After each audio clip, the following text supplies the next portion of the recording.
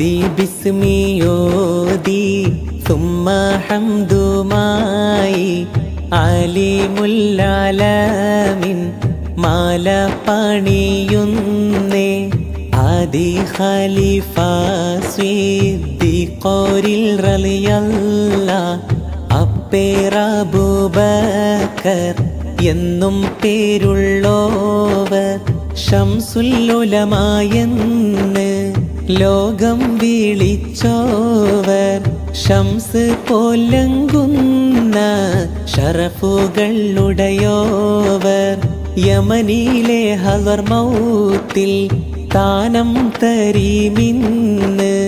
യാനത്തില്ലു പാപ്പ മലബാറിൽ വന്നോവർ